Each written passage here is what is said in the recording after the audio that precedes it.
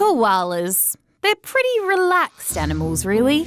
They eat, they sleep, they eat some more. A happy koala is a koala that's sort of settled and left to itself to mind its own business with a belly full of leaves. Sounds quite nice, really.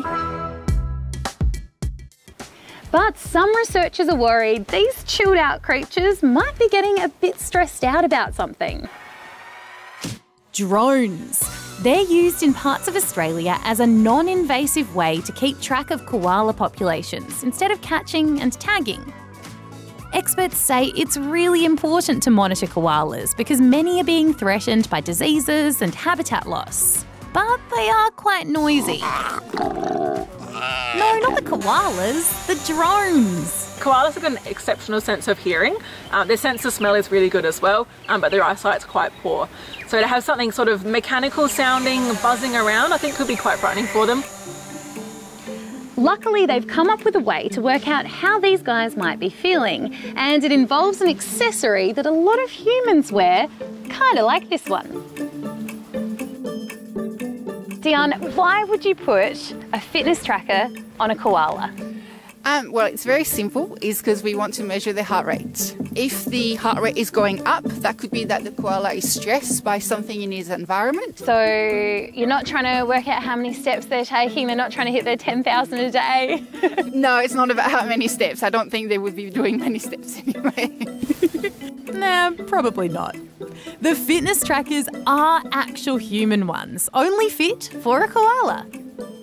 It's not like a regular strap like we would wear. We use actually a non-adhesive piece of fabric strap, so just like this, and we just wrap that gently around their wrist so they don't really notice that it's on there at all. And as for the colour choice? They've never complained about the colour. We've usually just used black. I think it goes well with their white and grey patterning that they've got going on. Very koala chic.